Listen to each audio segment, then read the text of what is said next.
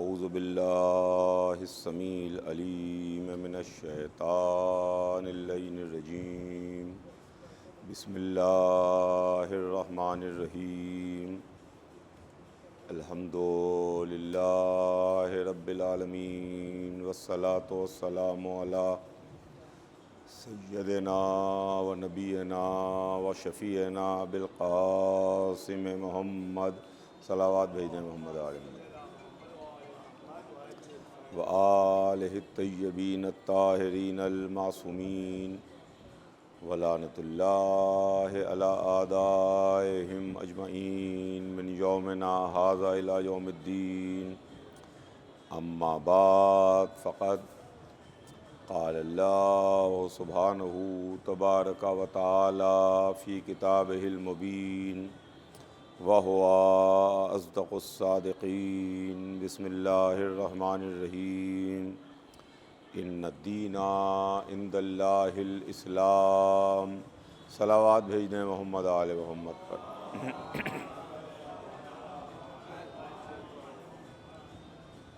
खुदावंद आलम कुरान मजीद में इरशाद फरमाता है कि यकीनन दीन अल्लाह के नज़दीक इस्लाम है।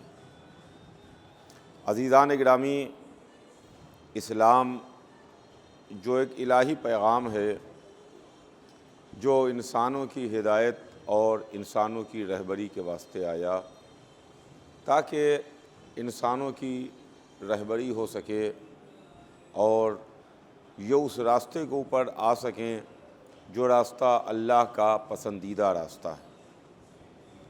बेशक दीन अल्लाह का है, पैगाम अल्लाह का है और अल्लाह ने इस पैगाम को 1,24,000 के ज़रिए से हमारे दरमियान भेजा। लेकिन जब आखिरी हुजूर सरवर कायनात तशरीफ़ लाए और उन्होंने इस पैगाम को दुनिया वालों के सामने आम किया और इस पैगाम को पहुँचाया, अल्लाह के पैगाम को बताया कि अल्लाह की मर्ज़ी क्या है, अल्लाह चाहता क्या है। तो इस पैगाम के सिलसिले में रसूल तो दीन पहुँचा गए, रसूल ने दीन को बता दिया, मगर ज़रूरत उसकी थी जो रसूल के साथ साथ कोई मददगार साथ में रहे, जो रसूल के साथ साथ नुसरत करने वाला रहे, रसूल के साथ साथ ऐसा साथी रहे कि जो हर मंजिल पर सीना सिपर रहे। चुनांचे इसके वास्ते मौलाए कायनात अली इब्न अबी तालिब अलैहिस्सलाम की ज़ात गिरामी थी जो हर मंजिल पर रसूल के साथ साथ सीना से पर रहे। लेकिन अज़ीज़ान गिरामी, इस्लाम कोई वक्ती मज़हब नहीं है कि जिसको 50 बरस रहना हो, 100 बरस बाकी रहना हो, 500 बरस रहना हो, 1000 बरस रहना हो। ये वो पैगाम है जिस पैगाम को सुबह क़यामत तक के लिए बाकी रहना है। और फरमाइएगा, इस पैगाम को सुबह क़यामत तक के लिए बाकी रहना है। तो अब सुबह क़यामत तक जाने के वास्ते राह में मुश्किलें भी आएंगी, राह में परेशानियां भी आएंगी, राह में तकलीफ़ें भी होंगी, हालात अच्छे और ख़राब हर तरह के नज़र आएंगे। लिहाजा कोई ऐसा होना चाहिए जो हर मौके पर, हर ज़माने में, हर हालात में सीना सिपर भी रहे, इस्लाम की नुसरत भी करता रहे, इस्लाम की मदद भी करता रहे। इसके लिए जो ज़ात सामने आती है वो ज़ात अहले बैत की ज़ात सामने आती है। इसके लिए हम उनको मानते हैं कि जिनको हम बाहर से ले कर के नहीं आए हैं, बल्कि ये वो हैं जो रसूल की आगोश में पले हैं, इन्होंने ज़बान रसूल चूसी है। ये वो हैं कि जो रसूल के साथ साथ रहे हैं, इनको रसूल ने पहचानवाया है। कभी अली के लिए फ़रमाया कि अली मिन्नी व अना मिन हो, अली मुझसे हैं और मैं अली से हूँ। कभी अपने बड़े नवासे इमाम हसन अलैहिस्सलाम के लिए फ़रमाया कि हसन मिन्नी व अना मिन हो, हसन मुझसे है और मैं हसन से हूँ। कभी अपने छोटे नवासे इमाम हुसैन के लिए फरमाया कि हुसैन मिन्नी व अना मिनल हुसैन, हुसैन मुझसे है और मैं हुसैन से हूँ। कभी अपनी बेटी के वास्ते इरशाद फरमाया कि फ़ातिमा तो बेज़त मिन्नी, फ़ातिमा मेरा टुकड़ा है। तो रसूल ने इनको पहचानवाया भी, रसूल ने इनको बताया भी। यही वो थे जिन्होंने हर मौके पर इस्लाम की नुसरत की है, इस्लाम की मदद की है। मैं मजलिस में अर्ज़ कर चुका किसी मजलिस में कि दावत अशीरा में आज कोई कितना ही बड़ा मुसलमान क्यों ना हो, अपने को कितना ही बड़ा VVIP मुसलमान क्यों ना कहता हो, मगर दावत अशीरा में उसका वजूद साबित नहीं है। दावत अशीरा में जिसका वजूद साबित है, जिसने खड़े हो के नुसरत का वादा किया है, घर के अंदर अली थे, दरवाजे पर अबू तालिब थे। एक सलावात भेज दे मोहम्मद आले मोहम्मद पर।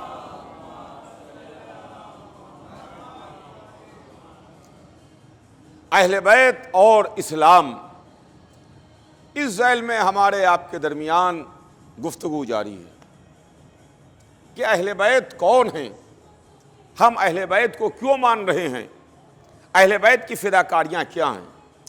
देखिए, मामला यह है कि हमने अहले बैत को क्यों माना।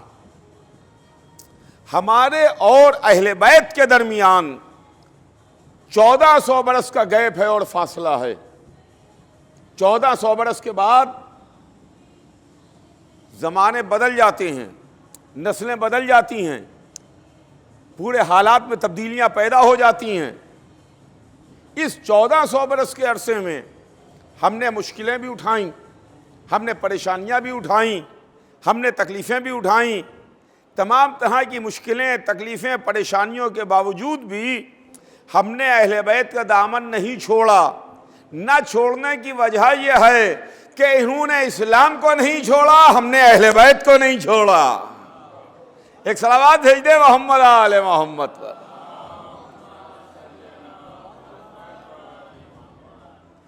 तो इस सिलसिले में अज़ीज़ान गिरामी अपनी बात को आगे बढ़ाऊं कि जब एक रात रसूलुल्लाह को हुक्म दिया गया कि आप हिजरत करके मक्के से मदीने तशरीफ ले जाइए, हुक्म परवरदिगार आया रसूल के ऊपर कि आप हिजरत कीजिए, तो रसूलुल्लाह ने हिजरत की। गौर फरमाइएगा, रसूलुल्लाह ने हिजरत की। लेकिन जब रसूलुल्लाह हिजरत फरमा रहे थे तो मक्का छोड़ने से पहले पहले अली को बुलाया और अली को बुला के वो काफिरों की सारी अमानतें जो रसूल के पास रखी हुई थीं वो अली के हवाले की कि या अली ये फुरा काफिर की अमानत है, या अली ये उस काफिर की अमानत है, या अली ये उस काफिर की अमानत है। काफिरों की अमानतें रसूलुल्लाह ने मौला अली के हवाले की। अब यहाँ पर आप सोचिए और गौर कीजिए, काफिर जहन क्या है, काफिर जहन क्या सोच रहा है। काफिर जहन एक तरफ तो रसूलुल्लाह के ख़िलाफ़ साजिश कर रहा है कि रसूल को उनके बिस्तर पर कत्ल कर दें, रसूल को ख़त्म कर दें, रसूल को मार दें और उनके बिस्तर ही के ऊपर तलवारों से टुकड़े टुकड़े कर दें। दूसरी तरफ जो अमानतें रसूल के पास रखवाई हैं वो अमानतें वापस लेने नहीं आता। चाहिए तो ये था कि रसूलुल्लाह से पहले अपनी अमानतें छुड़वा लेते, उसके बाद रसूलुल्लाह के कत्ल का बंदोबस्त करते कि हमारा इमानत, ये हमारी चीज़, ये हमारा सामान, ये फ़ुला प्रॉपर्टी, ये फ़ुला चीज़, फ़ुला कागज़, ये रसूलुल्लाह के पास रखा हुआ है, ये अमानत है, ये सामान है, ये रसूल से ले लो और उसके बाद में इनको कत्ल कर दो। इसलिए कि अगर हमने इनको कत्ल कर दिया तो ये हमारा सामान कहाँ चला जाएगा, ये अमानतें कहाँ जाएंगी। मगर काफिर तो हैं, इस नुक्ते को अच्छी तरह पहचानते हैं कि हम मोहम्मद को कत्ल तो कर देंगे, तब भी अमानत में खयानत ना होने पाएगी। गौर कीजिएगा, अमानत में खयानत ना होने पाएगी। अब इसके बाद काफिरों की अमानतों को रसूलुल्लाह ने मौला अली के हवाले किया। या अली, ये अमानतें हैं, ये उस काफिर की है, ये उस काफिर की है, ये उस काफिर की है। और अमानतें हवाले करके रसूलुल्लाह मक्के से मदीने तशरीफ ले गए। जब अमानतें हवाले करके रसूल मक्के से मदीने तशरीफ ले गए तो किसी गैर के हवाले नहीं की। अब मक्के में काफी बड़ी तादाद में मुसलमान हो गए थे। अच्छा खासा वक्त मक्के में गुजर गया था। मक्के में काफी मुसलमान थे, ला इलाहा इल्लल्लाह कहने वाले, मोहम्मदुर रसूलुल्लाह कहने वाले, रसूल के बज़ाहिर रसूल के चाहने वाले, ये मक्के में मुसलमान थे। मगर रसूलुल्लाह ने किसी मुसलमान के हवाले, किसी सहाबी के हवाले अमानतें नहीं की। अमानतें जो हवाले की वो अली के हवाले की। अब यहीं पर आलम इस्लाम को सोचना चाहिए, जब रसूल मक्के से मदीने जा रहा है तो अमानतें अली के हवाले करके जा रहा है, तो जब दुनिया से रुखसत होगा तो दीन गैरों के हवाले कहां करेगा। सलावत भेज दे मोहम्मद आले मोहम्मद पर।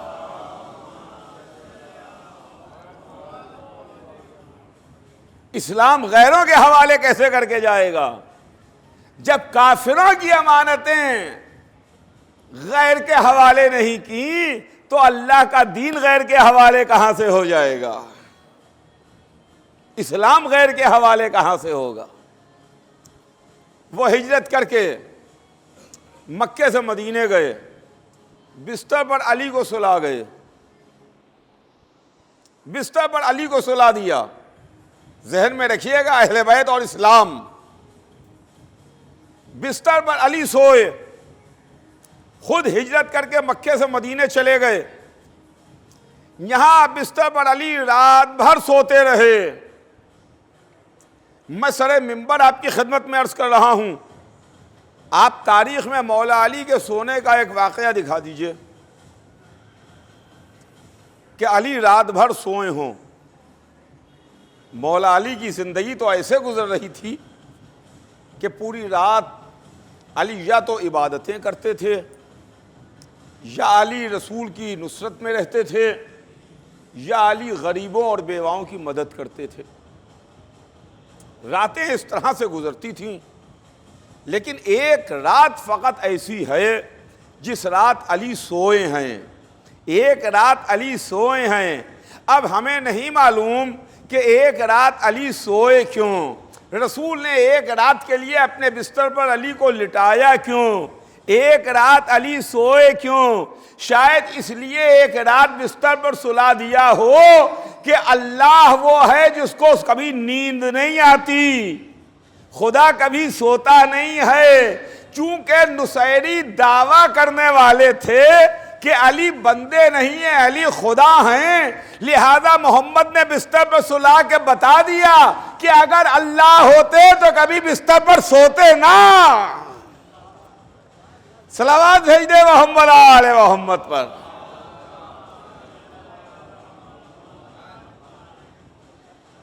बिस्तर पर सुला दिया, खुद हिजरत करके चले गए।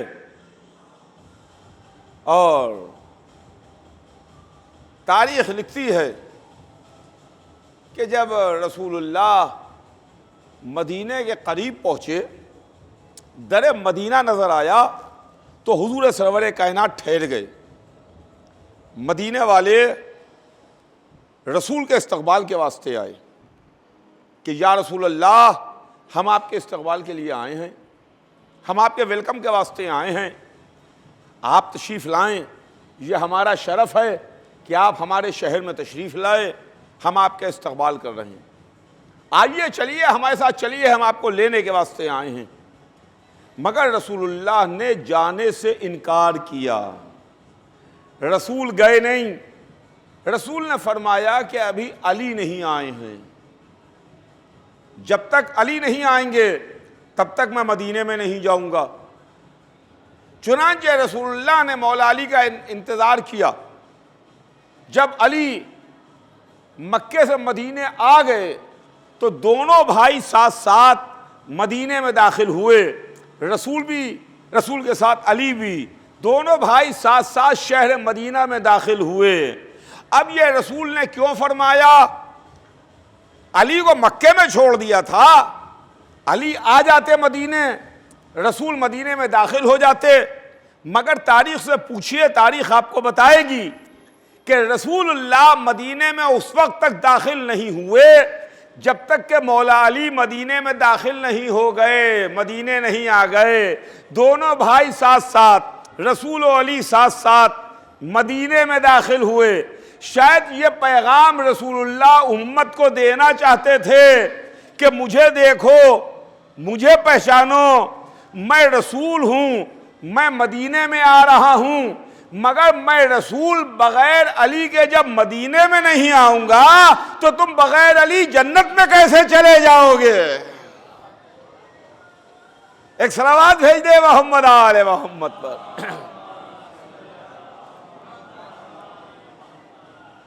यह आलम इस्लाम को सोचने की बात है, आलम इस्लाम के लिए फिक्र करने की बात है कि तुम अली को छोड़ के जन्नत में कैसे जाओगे। चुनांचे अज़ीज़ान गिरामी, अहले बैत ने हर कदम पर इस्लाम की नुसरत और मदद की। जल्दी जल्दी आपकी खिदमत में बात अर्ज करता हुआ आगे बढ़ूं कि दावत अशीरा,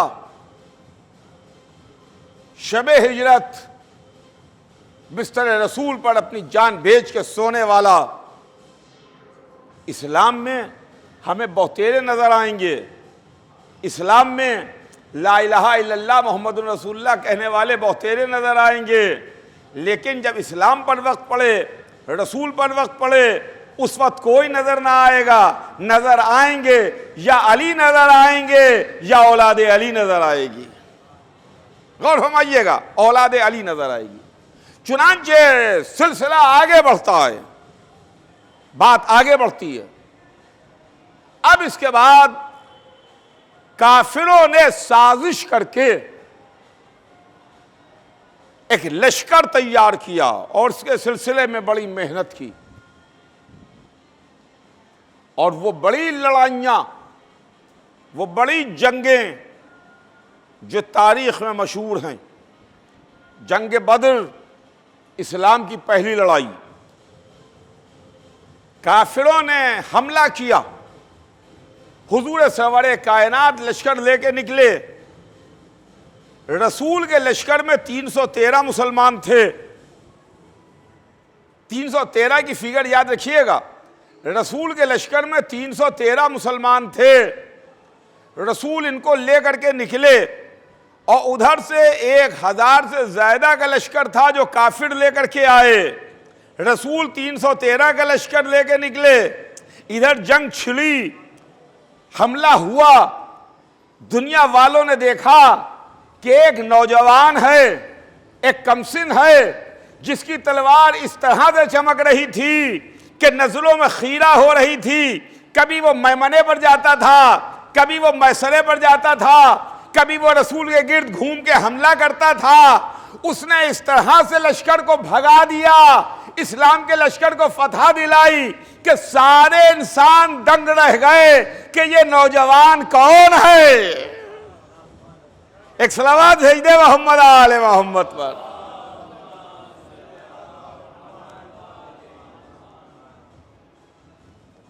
दुनिया ने पहली मर्तबा अली को मैदान में देखा है। पहली बार अली को तलवार चलाते हुए देखा है। इसके पहले अली को तलवार चलाते हुए नहीं देखा था। पहली बार अली को मैदान में तलवार चलाते हुए देखा कि अली तलवार चला रहे हैं। बद्र के मैदान में अली तलवार चला रहे हैं। वो नौजवान है जो कभी तलवार चलाता हुआ मैमने पर चला जाता है, कभी मैसरे पर चला जाता है, लश्कर को फतह दिलाई। और तारीख ने सबसे पहले फातेह का नाम लिखा, उसका नाम अली था। जो सबसे पहला फातेह था वो अली था। इसके बाद इस्लाम में और बड़ी बड़ी जंगें हैं और लड़ाइयाँ हैं। ओहद का मार्का है, खंदक की लड़ाई है, खैबर की लड़ाई है। हर जंग में, हर मैदान में, हर मार्के में जिसने इस्लाम की नुसरत की, रसूल का सीना सिपड़ रहा, वो कोई और नहीं था, अहले बैत ही की फर्द थी, वो अली थे, खुदा की कसम। तो अज़ीज़ान गिरामी, अब अगर आज हम अहले बैत को मानते हैं तो अहले बैत के मानने के पीछे बुराई क्या है? दुनिया कहती है कि साहब आप अहले बैत को मानते हैं, अहले बैत के अलावा और किसी को नहीं मानते। मैं अक्सर ये बात कहता हूँ कि भाई देखिए, हम आज़ाद हैं, हम अहले बैत के अलावा किसी को नहीं मानते, हम सिर्फ अहले बैत को मानते हैं। हाँ, इनका जैसा कोई कैरेक्टर दूसरा ला करके पेश कर दीजिए तो हम उसको मानना शुरू कर देंगे, जो इन्हीं का जैसा हो। मगर ऐसा नहीं होना चाहिए है कि सोने के मुकाबले में पीतल लाके खड़ा कर दीजिए। एक सलावत भेज दे मोहम्मद आले मोहम्मद पर।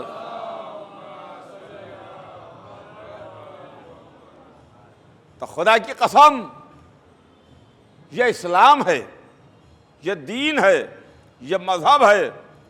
जब इस्लाम फैलने की बात आई तो अली ने रसूल के साथ साथ इस्लाम को फैलाया, और जब दीन के बचाने की बात आई तो औलाद अली ने इस्लाम को बचाया, हसन ने इस्लाम को बचाया, हुसैन ने इस्लाम को बचाया, नस्ल हुसैन ने इस्लाम को बचाया और दीन को बचाया। और फिर ये मुहर्रम अज़ीज़ान गिरामी, इस मुहर्रम में हम उन्हीं शहीदों की यादगार तो मनाते हैं, उन्हीं का जिक्र तो करते हैं, उन्हीं का तज़किरा तो करते हैं। ना इस्लाम के फैलाने में हमें कोई दूसरा गैर नज़र आया, ना इस्लाम के बचाने में हमें कोई दूसरा गैर नज़र आया। इस्लाम अगर फैला तो अली की तलवार से फैला, इस्लाम बचा तो हुसैन की शहादत और कुर्बानी से दीन बचा है। अल्लाह अकबर, अल्लाह अकबर। और फिर वो हुसैन जिन्होंने खुदा की कसम माफी, करम, अफो कर देना, माफ कर देना, इनके दर पर जो आ गया, करीम का दर है, करीम की बारगाह है, यहां से मिल रहा है। गुनहगार आ जाए, हाथ जोड़ के आ जाए, गलतियों का एतराफ़ करके आ जाए, गुनाह माफ़ हो जाते हैं। खताकार आ जाए, अपनी खताएं लेके आए, खताओं का एतराफ़ करके आए, निदामत में गर्दन झुका के आए, हुसैन के दर पर आ जाए, हुसैन बख्श देते हैं। इसलिए कि ये सरकार करीम की सरकार है, करीम की सरकार है। इनके बाबा भी, इनके नाना भी, ये घराना करीमों का घराना है। और फिर आज आप देखें, अय्याम आज़ा में जगह जगह मजलिसें भी होती हैं और शुहदाए इस्लाम के नाम पर जलसे भी होते हैं। बहरहाल सैयदना इमाम हुसैन अलैहिस्सलाम की याद मनाई जाती है कि सैयदना इमाम हुसैन अलैहिस्सलाम के नाम पर हम जलसा कर रहे हैं, हम उनका गम मना रहे हैं, हम उनका तज़किरा कर रहे हैं। बेशक बेशक होना भी चाहिए है कि आलम इस्लाम को, अहले बैत को याद रखना चाहिए, अहले बैत को मानना चाहिए, अहले बैत का तज़किरा करना चाहिए। इसलिए कि अहले बैत ही वो हैं जिनकी मोहब्बत अजर रिसालत है। कुरान में ऐलान कर दिया गया, कुल्ला असलकुम अलैहि अजरन इल्लल मवद्दता फिल कुर्बा, हम कुछ नहीं चाहते, कह दीजिए सिर्फ अपने क़राबतदारों की मोहब्बत चाहते हैं, हमें कुछ और चाहिए नहीं है, अपने अहले बैत की मोहब्बत चाहिए। जगह जगह। और फिर एक इमाम हुसैन अलैहिस्सलाम वो हैं कि कोई भी हो, कोई भी मुसलमान हो, इमाम हुसैन अलैहिस्सलाम का गम तो मना ही रहा है। अरे हमारे मोहम्मद के रसूल के नवासे का गम है, सैयदना हुसैन का गम है, सैयदना हुसैन की याद मना रहे हैं। कम से कम 10 दिन ना सही तो 3 दिन सही, 3 दिन ना सही तो 1 दिन सही, आलम इस्लाम इमाम हुसैन का गम मनाता है। अब उनको तलाश किया जाए जो हुसैन की याद मनाने को बिदअत कहते हैं, जो हुसैन का गम मनाने को बिदअत कहते हैं कि याद हुसैन बिदअत है, गम हुसैन बिदअत है, मजलिस हुसैन बिदअत है, जिक्र हुसैन बिदअत है, तज़किरा हुसैन बिदअत है। न जाने कैसे बिदअती हैं जिनको गम हुसैन बिदअत नजर आ रहा है। एक सलावत भेज दे मोहम्मद आले मोहम्मद पर। अपनी आंख से बिदअत का पर्दा हटा के देख, अपनी आंख से बिदअत का पर्दा हटा के देख, नादा गम हुसैन में आंसू बहा के देख, नादा गम हुसैन में आंसू बहा के देख, तुझे भी हो जाएगा एहसास करबला, तन्हा जरा जवान की मैयत उठा के देख। नारे हैदरी, आवाज़ बुलंद पर यदनी सलवात।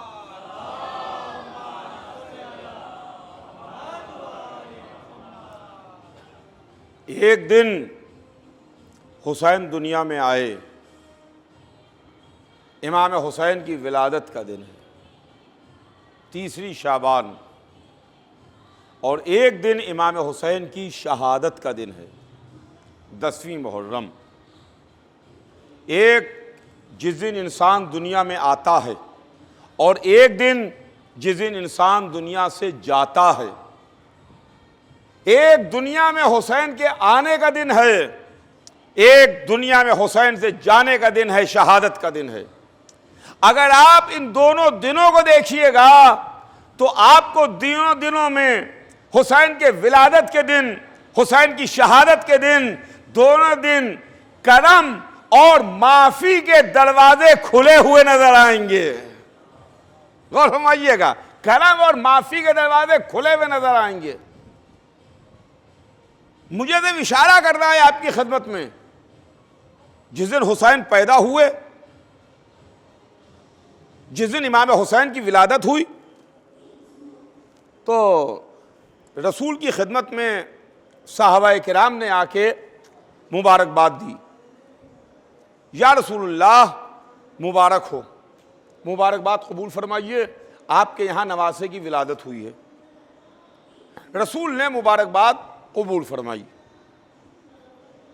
अर्श से फरिश्तों का नुज़ूल हुआ, आसमान से फरिश्ते मुबारकबाद देने आ रहे थे, रसूल मुबारकबाद कबूल फरमा रहे थे। और इसी में वो मशहूर वाक़या है कि फितरुस जिससे तर्के औला हो गया था, वो भी रसूल की खिदमत में लाया गया, जिसके कुदरत ने बालों पर सल्ब कर लिए थे, उड़ने की सलाहियतों को ख़त्म कर दिया था, तर्के औला का शिकार हो गया, तर्के औला हो गया, ग़ज़ब परवरदिगार का निशाना बने हुए है, वो रसूल की खिदमत में लाया गया। किसी ने आगे बढ़ के कहा, सरकार फितरुस आया है। जहन में रखिएगा जो मुझे बात आपकी खिदमत में अर्ज करना चाहता हूं कि या रसूलुल्लाह फितरुस आया है। फितरुस के ऊपर चार्ज किसका है? फितरुस किसके अजाब का निशाना बने हुए है? ग़ज़ब परवरदिगार का निशाना है। अल्लाह ने इसके बालों पर छीन लिए, इसके उड़ने की सलाहियतों को सल्ब कर लिया, इससे तर्के औला हो गया। ये पता नहीं कब से पड़ा हुआ है, इसके उड़ने की सलाहियतें खत्म हो गई हैं। इसको जो सजा दी है, आप इसको इस जबान में समझें कि इसको जो सजा मिली है वो अल्लाह की तरफ से मिली है कि इसके बालों पर छीन लिए गए। रसूल की खिदमत में लाया गया, मगर रसूल ने यह कह के इसे वापस नहीं कर दिया कि इसे ले जाओ, ये तो गज़ब परवरदिगार का निशाना बने हुए है, इसे ले जाओ, ये इताब परवरदिगार का निशाना है। इससे तर्क औला हो गया। जब फितरुस लाया गया तो रसूल ने फरमाया कि ले जाके इसे हुसैन के गहवारे से मस कर दो। सुनिएगा, हुसैन के झूले से मस कर दो। फितरुस को ले जाके हुसैन के गहवारे से मस किया, और जैसे ही फितरुस हुसैन के गहवारे से मस हुआ कि एक मर्तबा फितरुस को नए बालों पर अता हो गए, नए बालों पर मिल गए। एक सलावात भेज दे मोहम्मद आले मोहम्मद पर।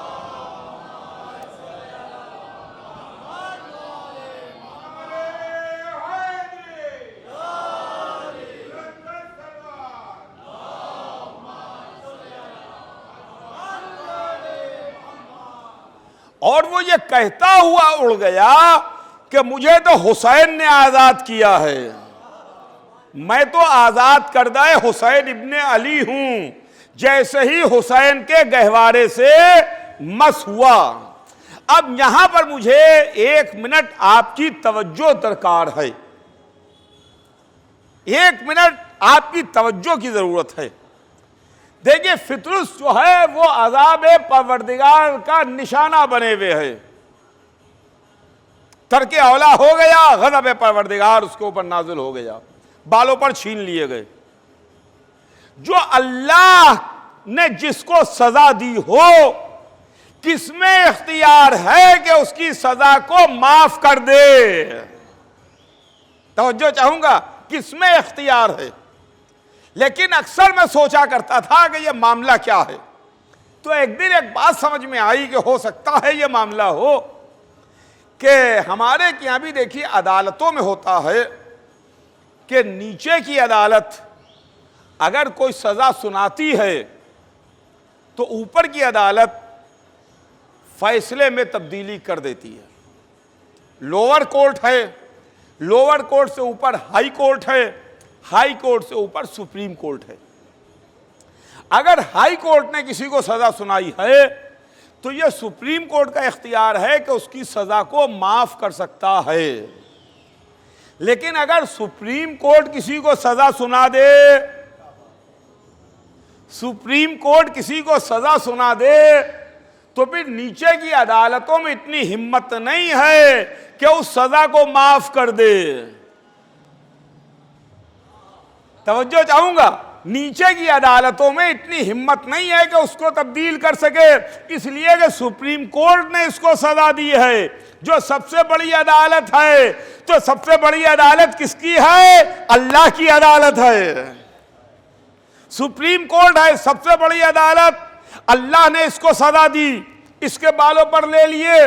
अब किसमें इतनी हिम्मत, किसमें इतनी मजाल, किसमें इतनी ताकत कि उसके मुजरिम को, उसकी सजा को खत्म कर दे। लेकिन कभी कभी ऐसा होता है कि सुप्रीम कोर्ट किसी मुजरिम को सजा देता है।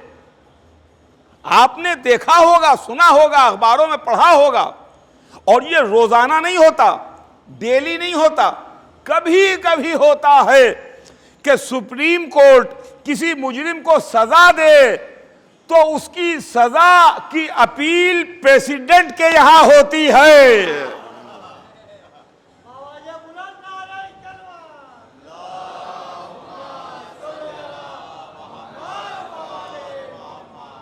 वो बेशक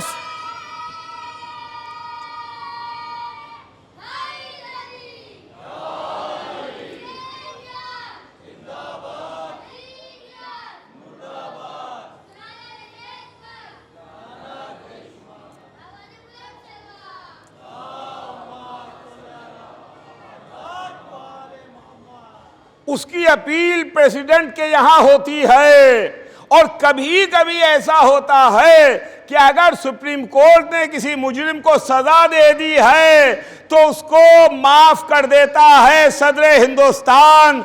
मगर इसके माफ करने पर अदालत उज़्मा सुप्रीम कोर्ट नाराज नहीं होता। अब अजीजान गिरामी हमें कुछ ऐसा ही नजर आ रहा है, अल्लाह ने सजा दी, हुसैन की बारगाह में आया, हुसैन ने नए बालों पर दे दिए, अल्लाह भी राजी हो गया, हुसैन भी खुश हो गए।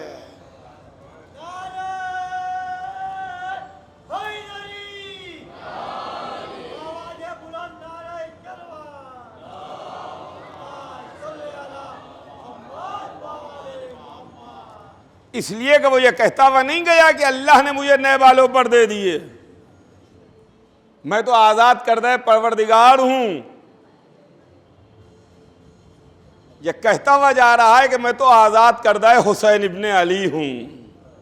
तो अब मुझे कहने दीजिए, हुसैन की बारगाह वो है, हुसैन की सरकार वो है, हुसैन का दरबार वो है, जहां पर गुनाहगार अगर आ जाए तो गज़ब परवरदिगार रहमत परवरदिगार में बदल जाता है। एक सलावत भेज दे मोहम्मद आले मोहम्मद पर।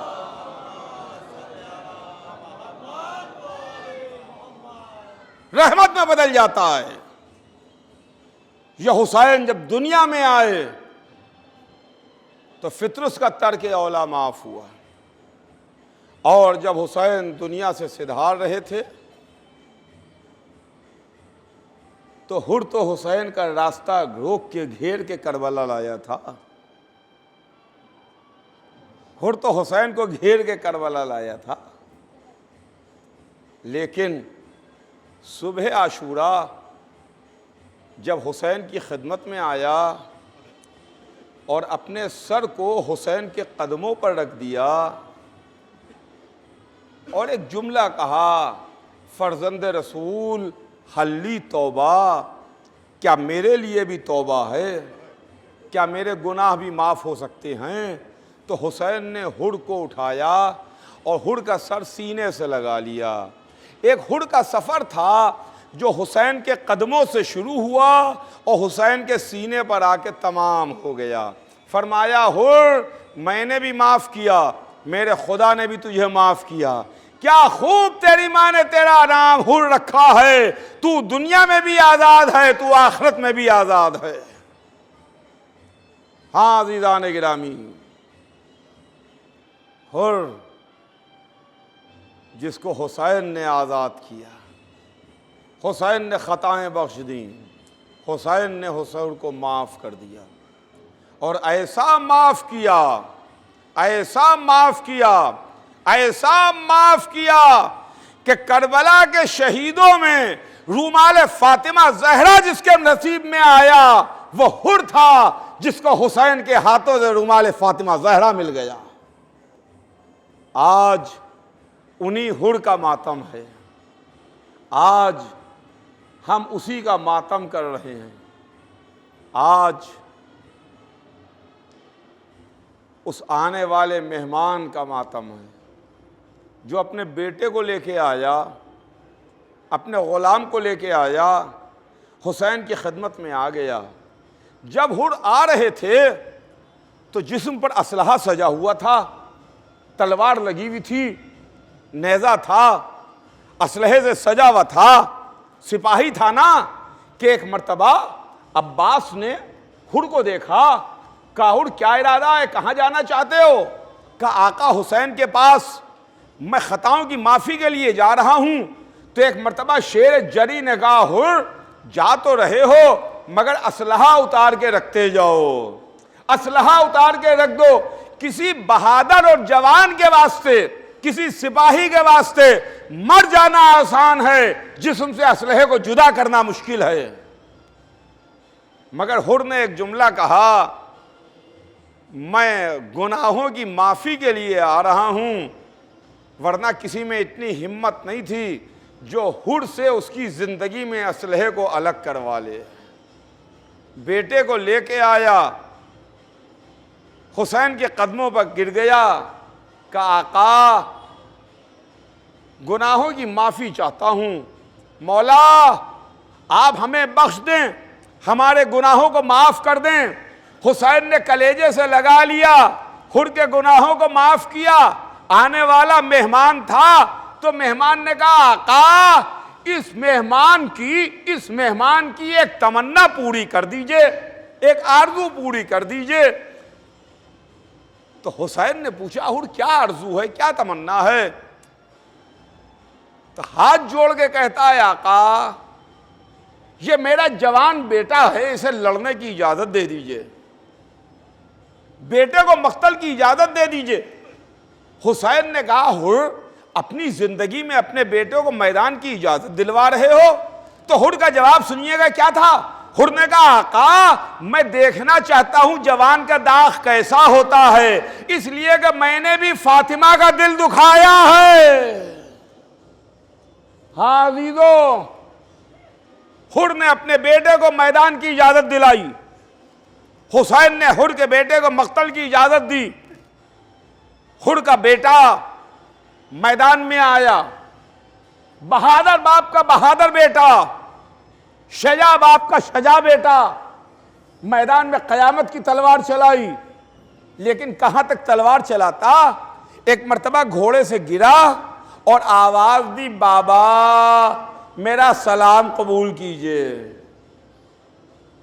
तेजी से हुर चला और चाहता था कि बेटे के सरहाने पहुंच जाए, लेकिन अब जो बेटे के करीब पहुंचा तो देखा हुसैन पहले से मौजूद थे। हुर के बेटे का सर हुसैन के जानू पर था। मैदान के तजुर्बेकार बाप ने देखा कि एक मर्तबा बेटे ने अंगड़ाई ली, पुतलियां पलटी, रूह गुलशन जन्नत को परवास कर गई। हुर ने आस्तीनों को उल्टा, बेटे की मैयत की जानिब झुका।